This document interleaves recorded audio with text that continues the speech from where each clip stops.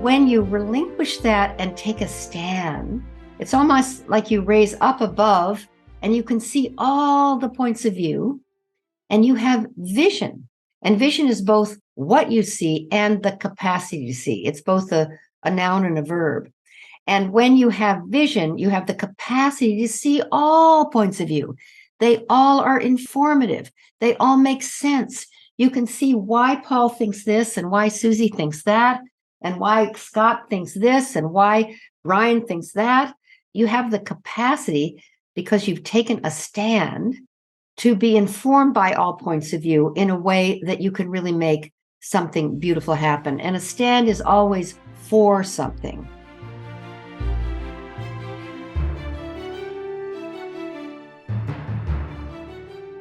Welcome to the MINDTRX podcast with breakthrough ideas to live your best life possible and how to make it happen.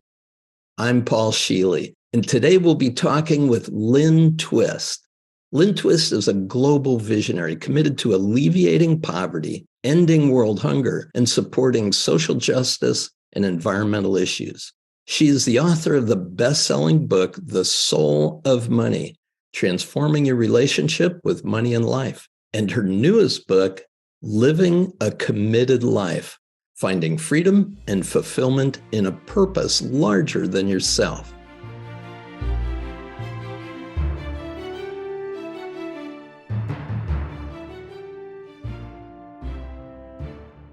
You're one of the most significant voices of our age, doing transformational work, a committed life. You are a model of it. And your book, Living a Committed Life, is really a beautiful template for how anyone who can recognize that there's more to their life can start showing up and delivering their gifts to the world. Thank you for writing it. Oh, my pleasure. I'm so grateful that I did write it, even though it was kind of a struggle to get it out of me. But you know probably from the book that our friend Jack Canfield was very helpful in getting me to write this book, as he has with so many other people. So I'm grateful that he kind of made me do it. Good. I am too. And I'll tell you, there are a number of very powerful ideas within it.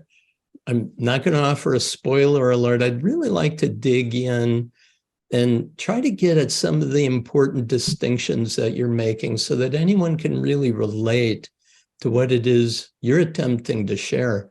As I read the book, I thought, oh my goodness, your life is so rich.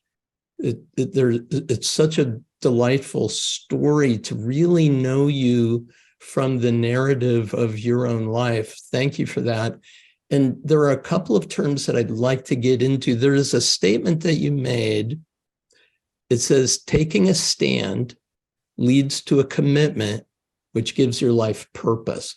So obviously, living a committed life, the emphasis is on commitment, but I don't really want to start necessarily understanding what the depth of what commitment makes.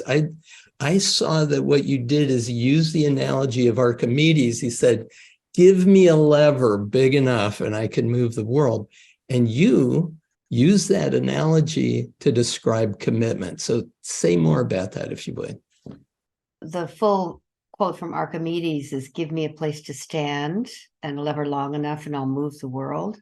Beautiful. And okay. I actually think that's how it works. Yes. It certainly has worked that way for me, which means that you stand for something larger than your own life starring you. And that's a tall order for people, because usually what we're sort of brainwashed to do is try to figure out how to succeed as a human being just sort of on our own terms, how to be cool, how to be relatively happy, how to be financially be able to take care of ourselves. All of those things are very important, very good, and very healthy.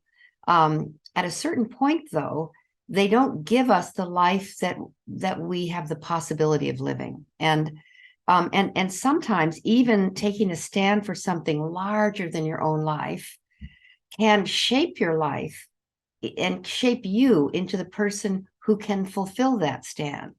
And it's a little bit or that commitment, really. Let me stay with the commitment. We sometimes think that in order to make a bold commitment, you need to, first I have to do this, and first I have to do that. I have to get a PhD, or I have to, learn more about this, or I have to lose more weight, or I have to this, or I have to that. And the first we have to thing can go on for your whole life, actually.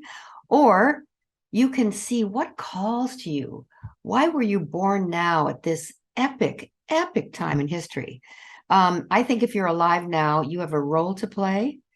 And I feel very certain about that. I can't prove it, but I think if anybody's alive on this planet now, they have a role to play, because we're living in epic times. Totally on board with that idea. Yes. And so, you don't have to, but you can. And there's a huge calling for all of us to step into the next level of who we are as a human family, and who we are as human beings individually, and who we are as a species. We're getting big feedback called the pandemic. We're getting big feedback called climate crisis. One could say that that's feedback so strong, so powerful, that it's really stopping us in our tracks, so that we have to rethink who we are. Now, that's an individual job, but it's also a cultural job. It's also, actually, I think, a species job. And so all of what I'm saying now, we live inside of an epic time that's calling for us to be way more than maybe previous generations have been called to be. I don't know. I didn't live then. But now I can feel it. And it not only frees you into full self-expression, it demands that you be great. And so rather than get yourself all ready to be great, the commitment reaches back into your life and makes you into who you need to be to fulfill it. And I love that. I love that aspect of all of this. And because very often we think, well, I have to have it figured out. How is this actually going to take place before I make a commitment? And you're saying, no. And I remember our friend, Reverend Michael Beckwith, he says, that God doesn't call the qualified, God qualifies the called, right? So, so once you heed the call, like Moses on the hill, right? You got the wrong guy. I can't do this, right? As soon as we heed the call, we cross a threshold into a transformation where the rest of our life isn't going to look the way we thought it was, but it will all make sense in a new way. And so what you've stated is a very important idea, that taking a stand, making this commitment, changes the context of your life. Now, the word context doesn't mean a lot to a lot of people the way you and I understand it. So would you please take a moment to really describe what the concept of context means? Okay, well, I'll context informs the content. And I'll give you a demonstration. If I put up my fingers like this, there's many different ways you could describe what I'm doing. You could say, she's pointing up to the ceiling or to the sky. Or you could say, she's showing two fingers. She's creating the word, the distinction two. Or you could say, no, that's an 11. And that's it, whatever it is, this is the same, but what context you create. If I say this is a number, then you could argue with me, is it 2 or 11? Suddenly it makes sense inside of that. If I say this is a direction, then you would say up. So the context informs the content. It's the frame. It's the ecosystem in which something lives. And we have a lot of power over the context. We talk about life is really about how you interpret it, or the conversation you have that defines your experience rather than the experience itself. So, some people might say that the cancer diagnosis they had completely destroyed their life and they gave up on life, and they just surrendered themselves to letting go and being at the end of their life. Some other people might say the same exact cancer diagnosis transformed their life, and they became more dedicated to living than they'd ever been before and appreciated every moment of life. Beautiful. That's a context, inside of which there's a cancer diagnosis. So context informs the content, and it has enormous power. And we are the creators of context.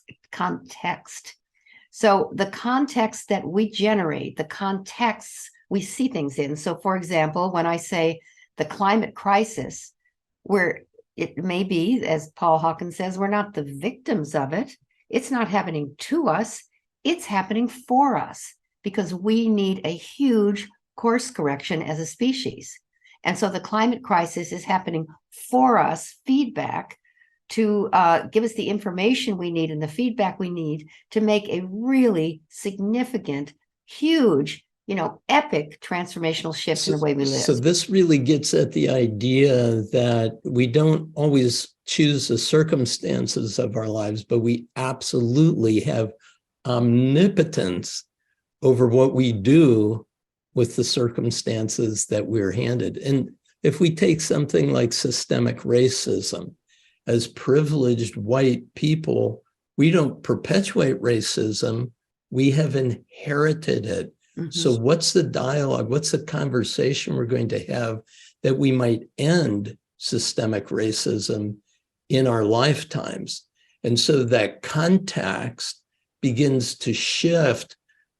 Our commitment starts to define the context wherever we are of whatever circumstance we're in. Exactly. And I really learned this with the Hunger Project, because when the Hunger Project began, all the organizations working on hunger and poverty were working to alleviate the suffering.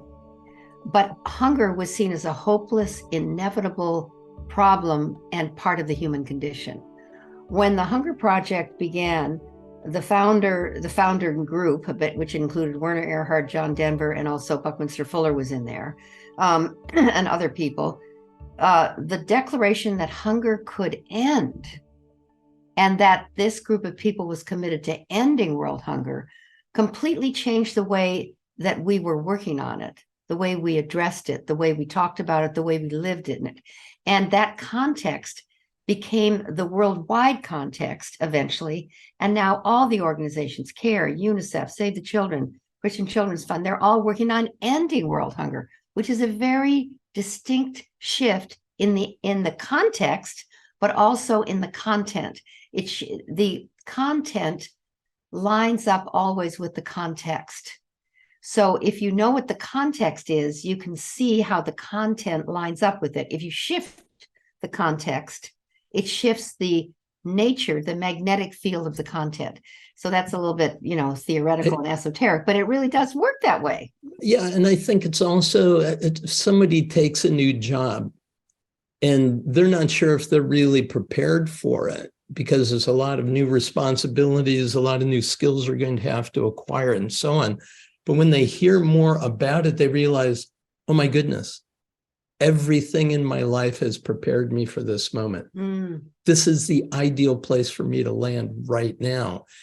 The story you told of meeting with 7 women in Nigeria, I believe it was, and hearing their stories and just being so overcome by the depth of their suffering, being in the proximity of suffering, as you describe in the book, and then coming to New York City, where 7 privileged white women were meeting, and suddenly it dawned on you that here's an opportunity for a correspondence that may have never existed in our lifetime before. Mm-hmm. And there was something that shifted in you, that now the context was set in a different way and a possibility emerged. I would love to have you speak about the possibilist, or possibilist. How do you pronounce that?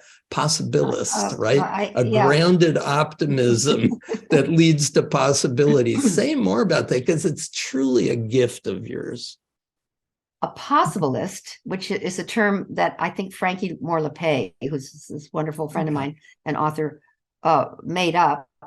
But I love it because I feel that I can generate possibility out of a rock. I mean, I love generating possibility.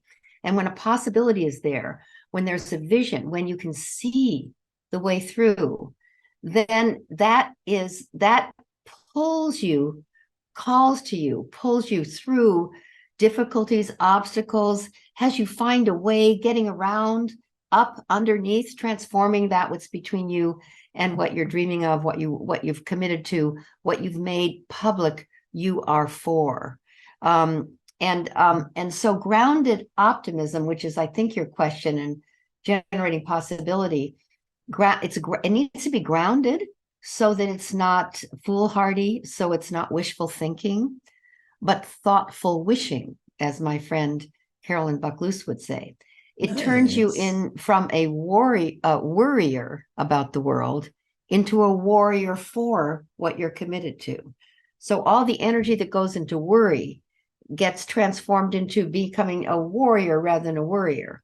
And it takes energy that was going into the negative or the doubting or not being so sure or being afraid or worrying that it's not going to turn out into causing it to turn out.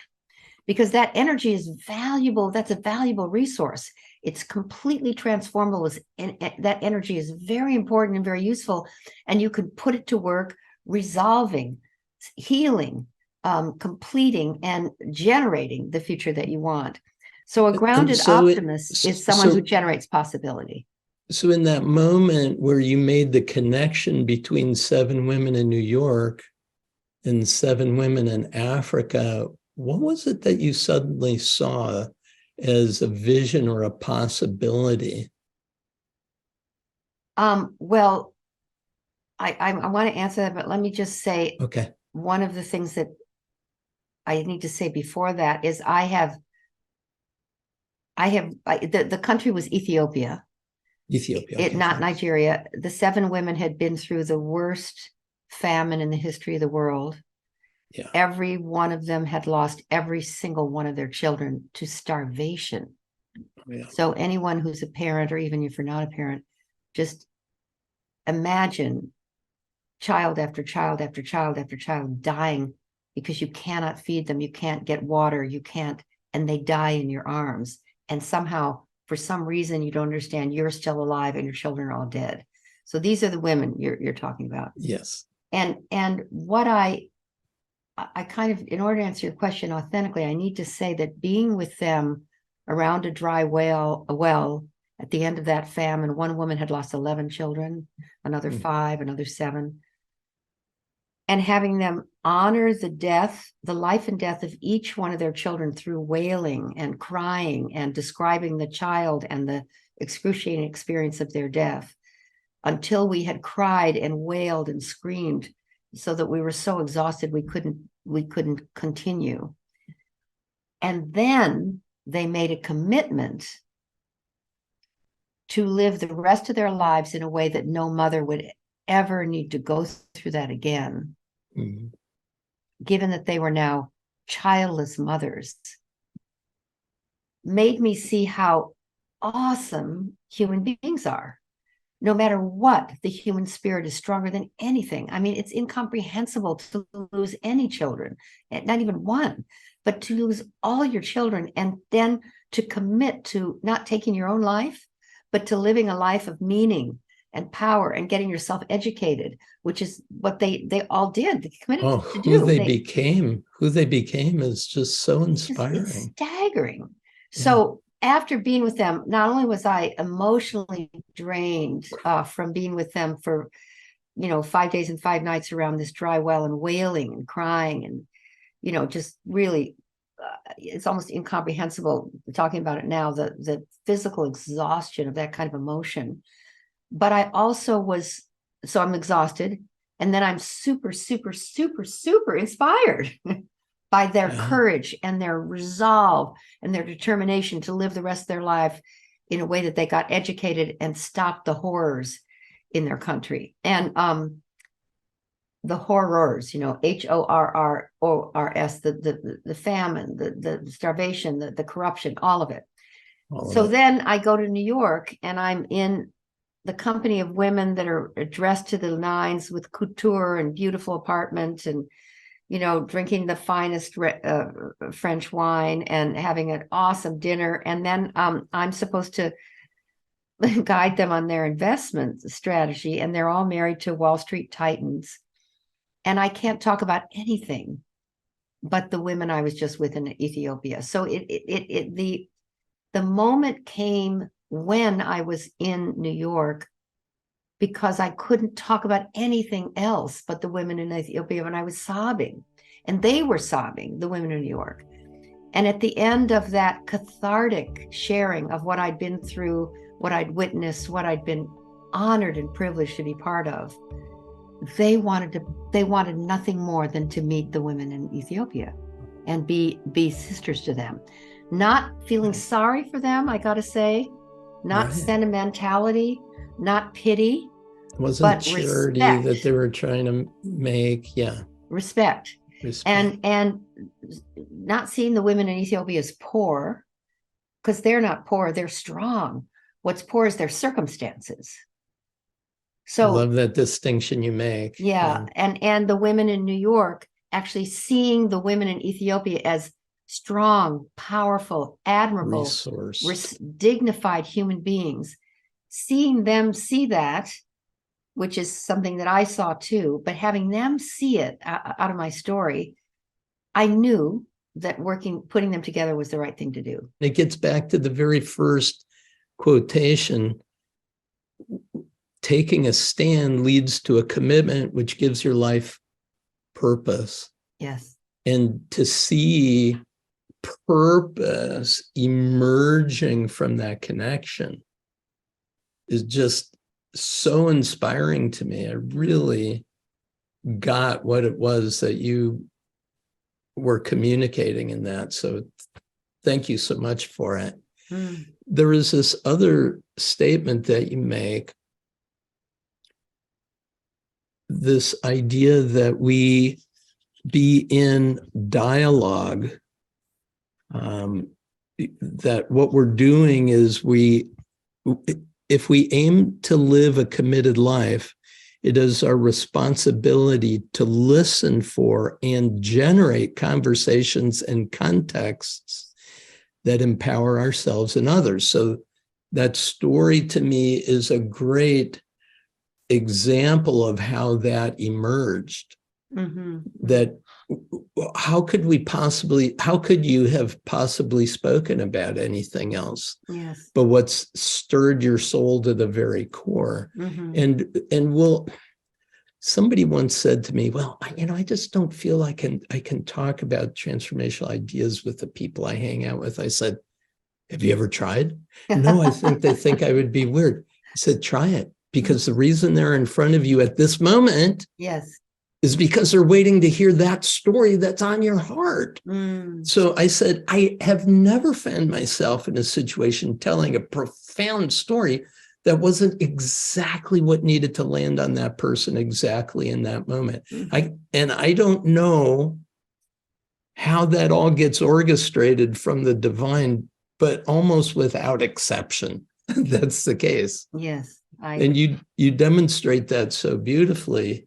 The willingness to speak from that place of the stand that you take. So let's talk about the difference between stand and position, because I've used that distinction that you make so many times. And every time I use it with someone, I get it now. So would you please share that distinction? The domain of positionality, or taking a position, is the domain of points of view, is another way of saying a position. And positionality, it's energetically kind of designed to create its oppositionality. So if I say right, it literally creates left. If I say here, it generates there. If I say us, it generates them. If I say up, it generates down. So you get the point. So positionality generates its oppositionality. And that's it tends to be a narrow scope. Yeah, it tends to be kind of binary also. And then there's higher and lower, but it's all relative. It's all comparative. It's a little bit competitive. And then there's this other way of talking about it, which is a position is really a point of view. So it's almost like a point of view, like I'm sitting here looking at the screen, and this is my point of view. If I were sitting off to the side of this room and looking at the screen, I would have a completely different point of view. I wouldn't see your face. I wouldn't see that there's anything on the screen. It would look like I was talking to nothing. That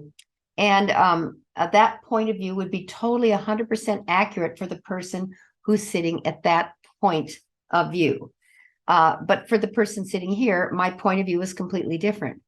And we start to think, one of the things we do as human beings, this is part of being human, if we start to think our point of view is the only point of view, and that it's the truth for everybody else. It is the truth for me, and that person's point of view is the truth for them. But we start getting a little righteous, and we think, well, my point of view should be everybody's point of view. This is what I see, and this is the truth for me. And we get confused, and we start to get righteous, and we start to fight other points of view, other positions, and we make a big mess. So United States Congress is a beautiful example, or anybody running for office, they always have to make something wrong to make something right.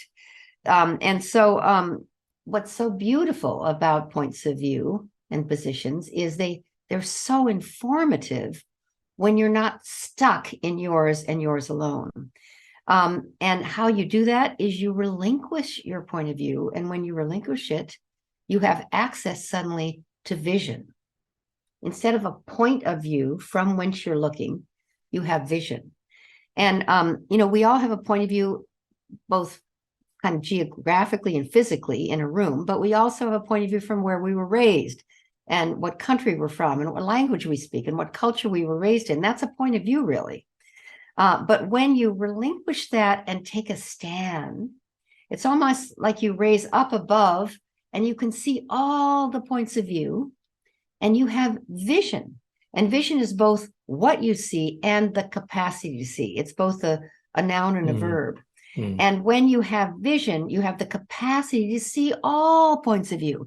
They all are informative. They all make sense. You can see why Paul thinks this, and why Susie thinks that, and why Scott thinks this, and why Brian thinks that, and why this country thinks this, and why that. And you have the capacity, because you've taken a stand, to be informed by all points of view in a way that you can really make something beautiful happen. And a stand is always for something. So Martin Luther King, for example, was a stand taker. Now, it's not that he didn't have a position against this and a position against that. He got legislation passed. He was, a brilliant man in taking positions and explaining his point of view. But who he was and where he spoke from, and that's why his voice and the timbre of his voice, and just hearing the Martin Luther King speech stirs everybody's soul, is because he spoke from and lived from and did his work from a stand. Mahatma Gandhi, a stand that all people deserve a chance for a healthy and productive life.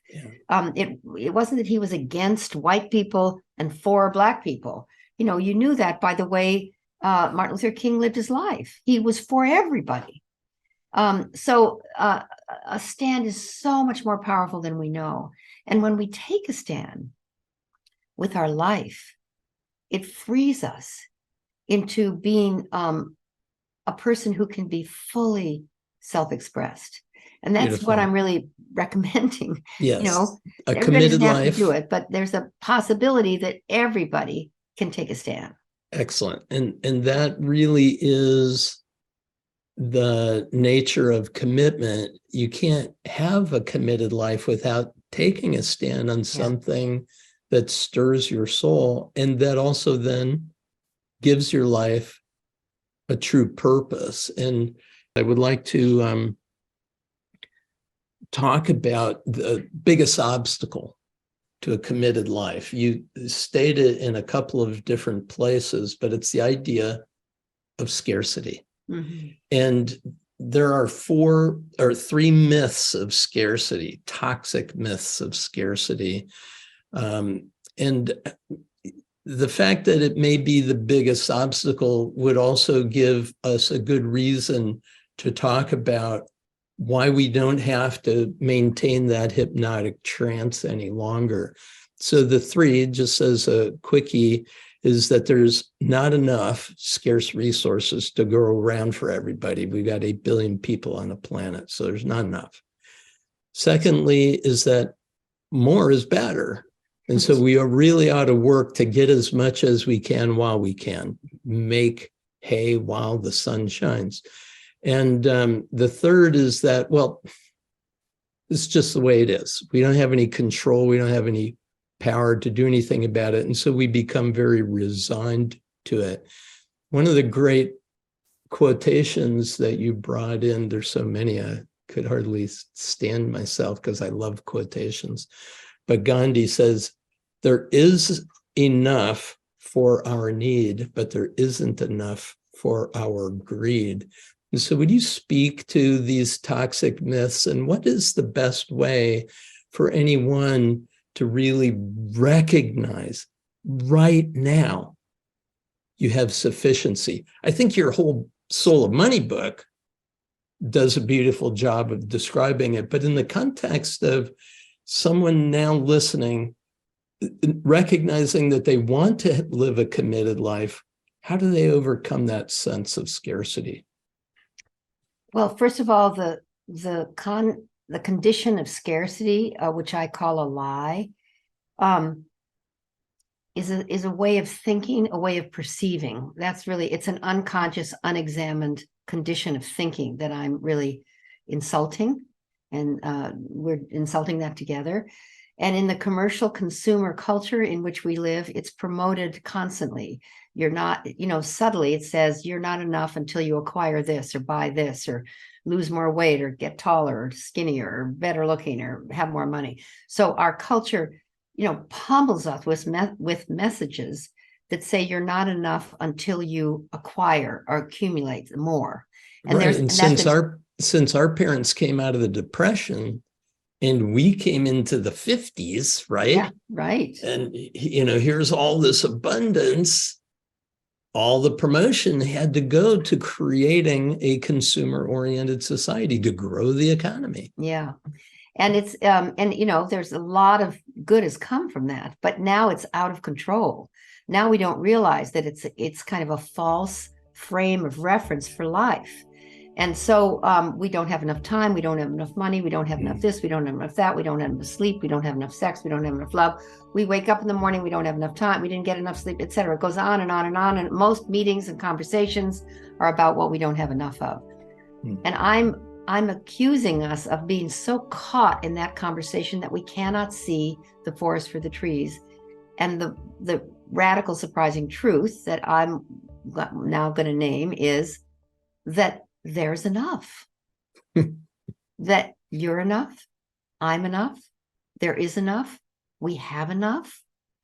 And that is like a revelation. I mean, that's like, really?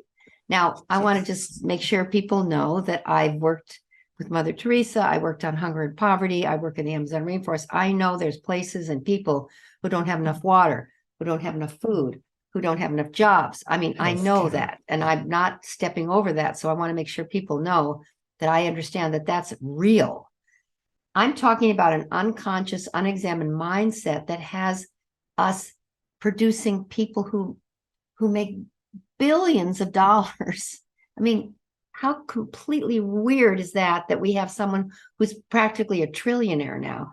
How could that be on a planet with 8 billion people, that we would allow that kind of accumulation?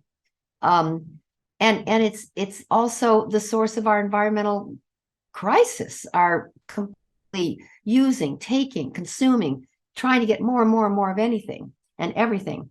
But when we recognize what I call the radical surprising truth, that there is enough, we let go of trying to get more of what we don't really need, which is what we're trying to get more of in most cases. And it frees up oceans of energy to turn and make and pay attention to what we already have. When we pay attention to what we already have, when we nourish what we already have, when we love what we already have, and when we share what we already have and make a difference with it, it expands. And that's the source of true abundance, is being grounded in enough in a way that it overflows naturally into abundance, rather than going from lack to more, and then lack to more, and then lack to more. That will never produce true prosperity. It produces more, but it doesn't produce true prosperity or true abundance. And so we're caught in a cycle of lack and more and lack and more and lack and more, rather than recognizing, stopping to say, wait a minute, we have enough. And enough is not an amount, actually.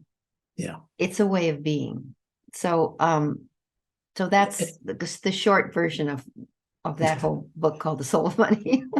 I would like to say two things. Number one, our friend and mentor, Buckminster Fuller, stood on the edge of the bridge ready to throw his life away, and he stepped off of it back onto the bridge and said, okay, I'll admit it, I'm a throwaway.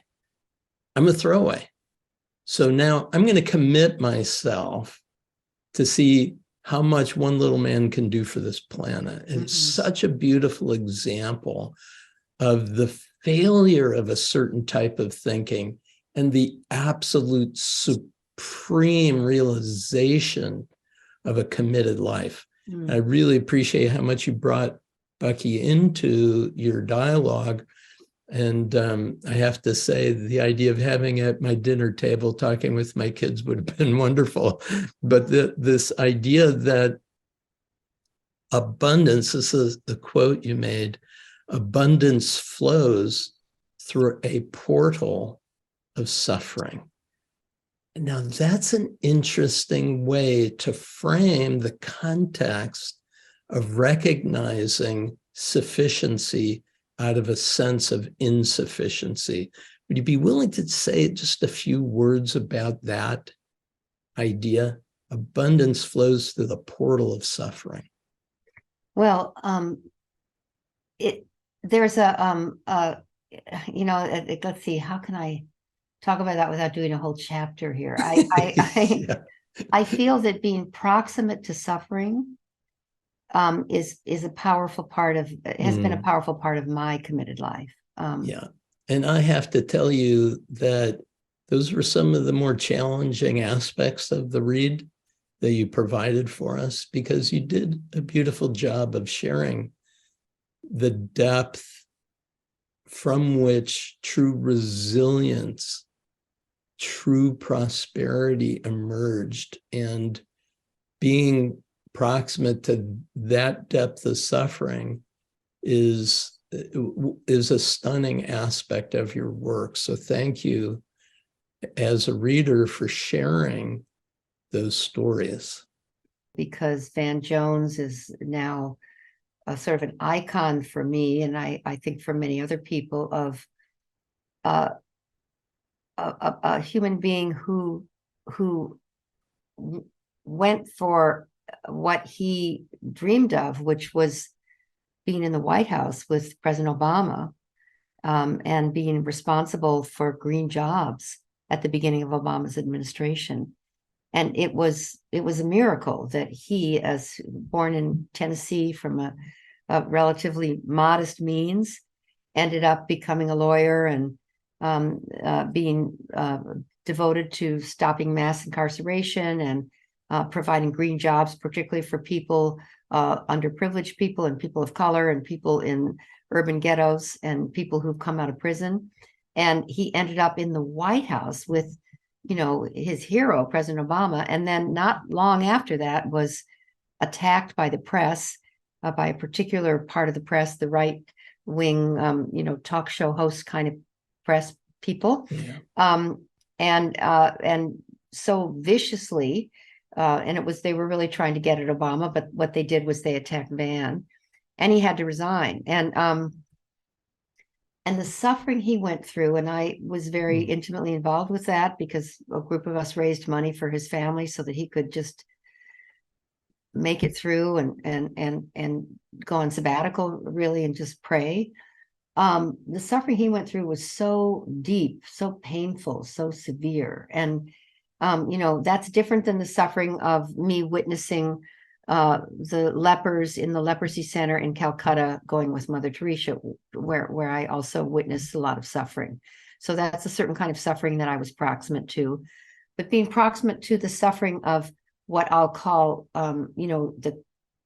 your heart broken from your dream totally falling apart, was what I witnessed with Van. And Van's commitment to take that breakdown and own it, and not become the victim of it for the rest of his life, or cynical, or angry or resentful, and Yeah. transform all of that negative energy into a commitment to rise and grow and deepen his commitment to serve from it, and then come out of it, I think, like 10 times more powerful. Now making a huge difference as a voice of media. He started 5 organizations. He passed the prison reform bill with President Trump, which is almost impossible. Right. And stood next to him when Trump was signing the thing, and Trump gave Van his pen, bringing together the right and the left under Trump. I mean, it's incredible what he's done. Stunning. And way beyond what he ever probably could have done in the position he was in before. So every breakdown has the seeds of a breakthrough that's greater than the breakdown. And that's one reason why being proximate to suffering has you see, if it's your suffering, yes, you can see it there, or if it's someone else's suffering that you're close to, you can see the power of the human spirit. It's so clear to me that that's one access to it. And when you see the power of the human spirit, the resilience of the human spirit, then anything's possible. There are 2 things that you have referred to as doing hospice for what needs to pass, and being midwives for what it is that needs to be birthed. And all of us at this time in human history are required in both roles.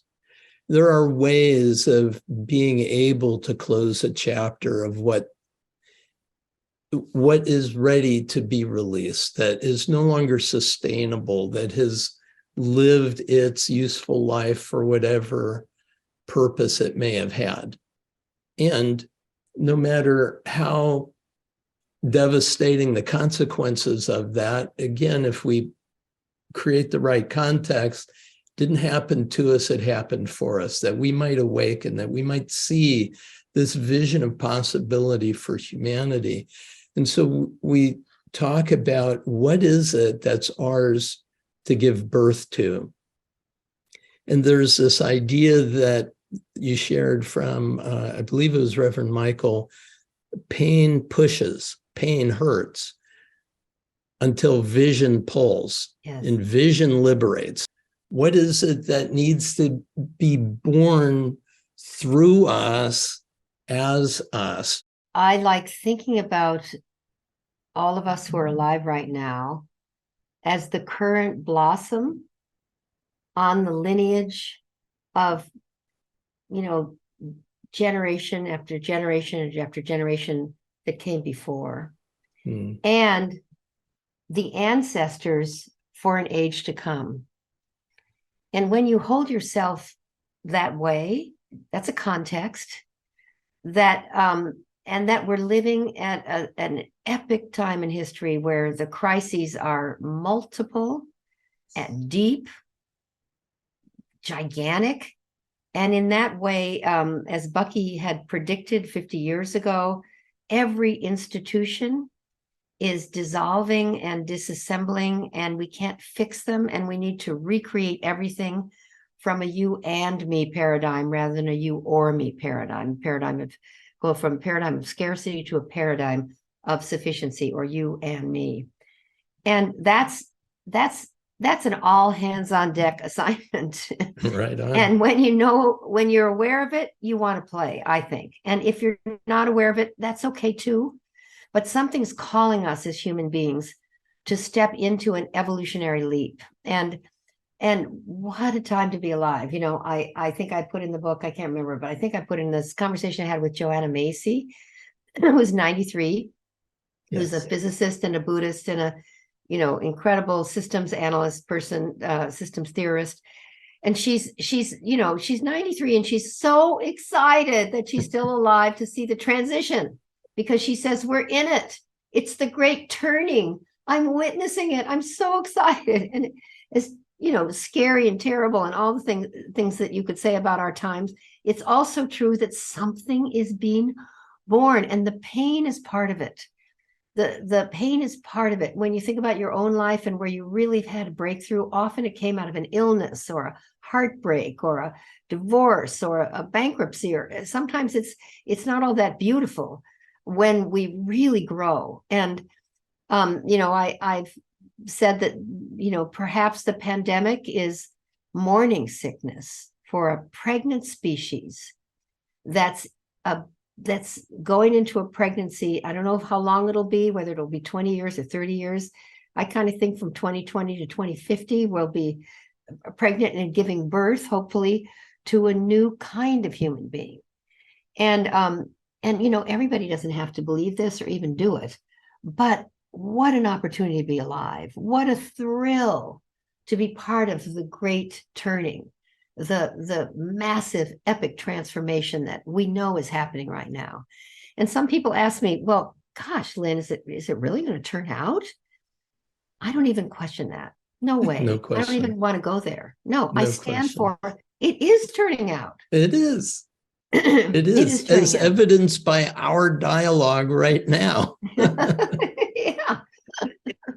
And so, final word, how can someone continue to build an ecosystem of support for them living into a fully committed life? Well, I think it's all about community now and collaboration. If you think about that word, co-laboring, working together. We're all having this baby together, men and women. We're all pregnant, and we're co-laboring. It's going to hurt. Having a baby hurts. I've had 3 of them. It hurts. But the more it hurts, the closer you are to having a child. And that's how pain pushes and vision pulls. So stay in touch with the vision, generate that vision, keep creating possibility, and we can get through anything, particularly if we do it together. If we co-respond, collaborate, and come into unity. Those words, community is coming into unity. Collaborate means co-labor, and correspond with each other, communicate with each other. All of that is, I think, key to getting through this and to what I know the other side is going to be really extraordinary. And know that there's a divine appointment that we all have right now, or we wouldn't be here. We all signed on. We did. This great moment. Lynne Twist, thank you so much. What a pleasure to be with you. Thank you for your good work in the world, for Sophia Century, and all the things that you are committed to in your life. It's been a pleasure. Blessings on your journey. Bye. Thank you so much, Paul. I love talking to you anytime, and I love your work, and I love you. So thank you so much for having me. Mwah. Peace and blessings. Thank you.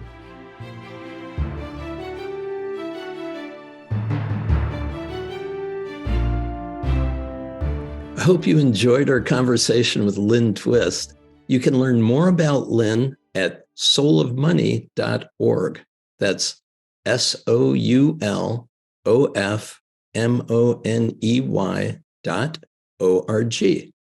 And now in the second part of the podcast, it's just you and me. I'll tell you how to use the paraliminal sessions in the MINDTRX app to easily handle obstacles and move toward the success you want, especially as it relates to Lynne's message. If you're new to the relaxing paraliminal audio sessions, they use breakthrough technologies to activate your whole mind and in only 20 minutes to help you improve any area of your life. Let's get going.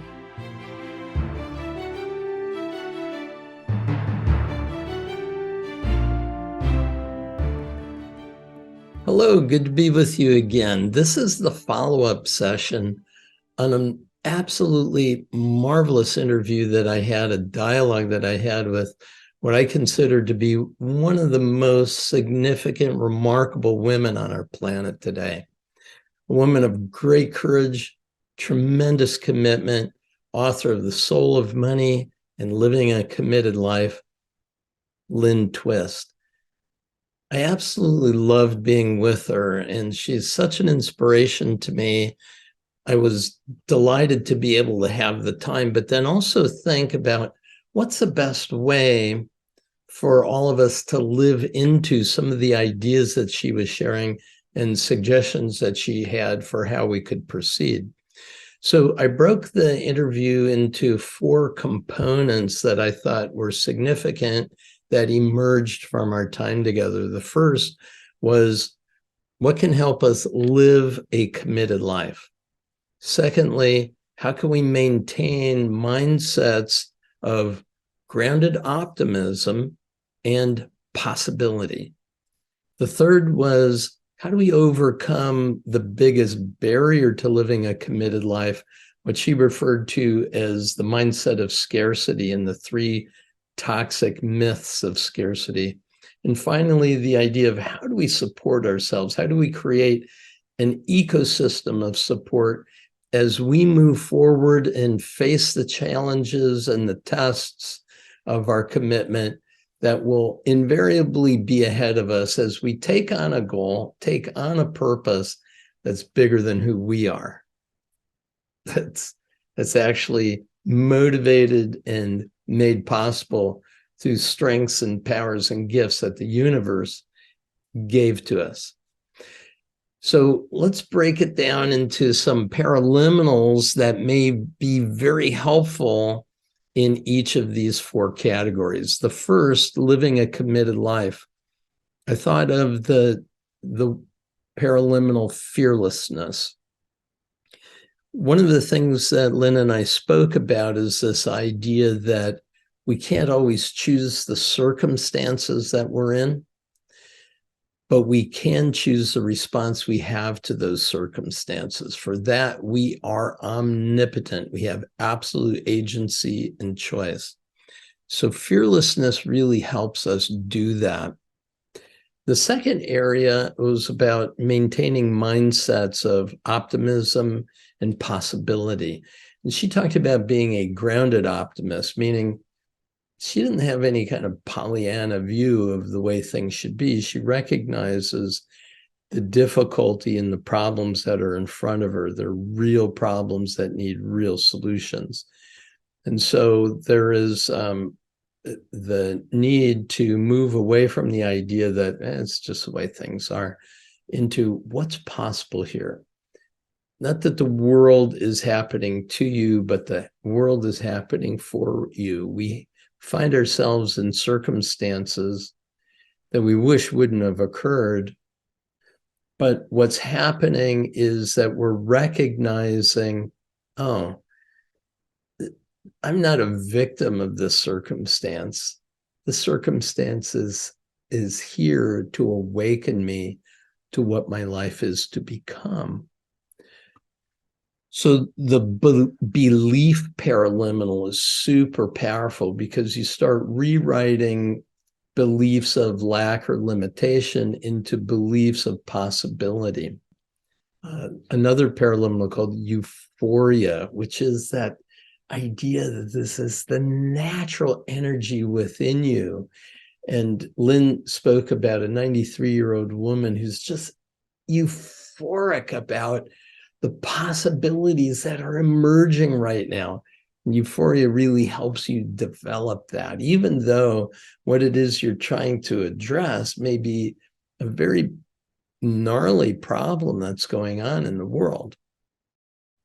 Third area is overcoming the big obstacle of a scarcity mindset. So certainly topping the list is the paraliminal I did with Lynne Twist called Soul of Money. It really gives us into that recognition of sufficiency. There is enough. And she talks about it as a radical idea. It is. It's heretical. It's heresy compared to the consumer-oriented mindset that our culture tends to insist that we play a part of. We don't need what we don't need. Focus on what it is that brings us a recognition of sufficiency. Keep in the flow of life. That's the soul of money. A couple of more: abundant money mindset, which helps change those myths that may have existed in the past or the present and establishes a new mindset, a new money story for going forward into the future. It's abundant money mindset. The next one, financial security, really gets at the idea that there is enough and that your habits of spending and savings will, on a daily basis, determine your level of sufficiency. If you have a mindset there isn't enough, you'll have a tendency to overspend. But when you recognize, I've got plenty, I don't need any more, you can save more, invest more, and grow your financial wealth. Finally is the area of creating an ecosystem of support. I love that term. I had never really thought of my life as an ecosystem of interconnected forces, but yeah, duh, it's obvious that it is. So when we start recognizing it and then purposefully using it, relying on it, building and growing it, we are going to always be sufficiently supported to get us where we want to go. Self-love, so good, where you're bringing your past self and your future self together in a circle with you as the present self, and really supporting and learning and growing and reinforcing, acknowledging and recognizing the progress you've made. A big piece of what Lynne and I spoke about at the end of our call is this idea of making note of small, concrete indicators of success. Very important. A lot of times we look at our past and we think about all the failures that we've had. And we're not recognizing that we survived. We made it here. We're stronger for it. And your future self can encourage you as well, in the same way that you can encourage your past self. So it's a beautiful paraliminal self-love. Actually, it's become one of my very favorites. And the final one I'd refer to in this area of creating an ecosystem of support is called recover and re-energize.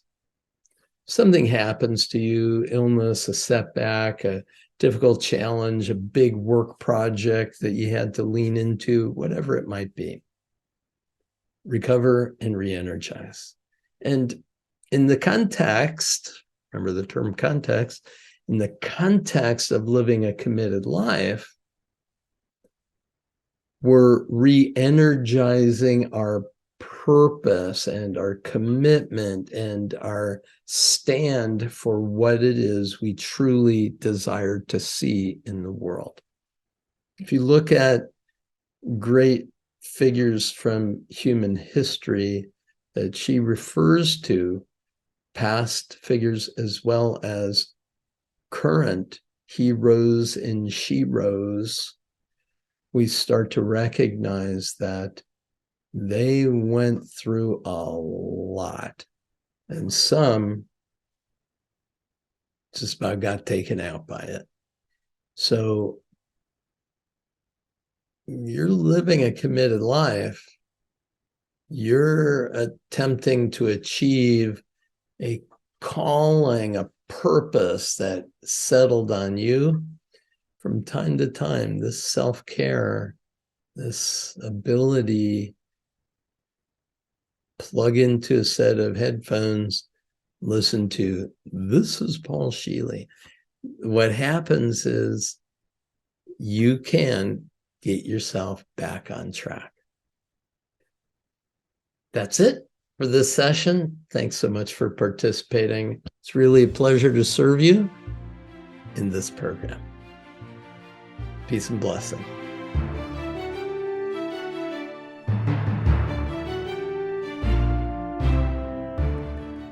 Thank you for joining me today. I applaud your willingness to maximize your potential. You can easily use the paraliminal audio sessions in the MINDTRX app to stimulate your non-conscious mind, that is, your inner mind, to reduce any resistance in your life and to propel you toward the success you want. Visit MINDTRX.com to learn more. These amazing audio tools have helped millions, and I encourage you to bring them into your world today.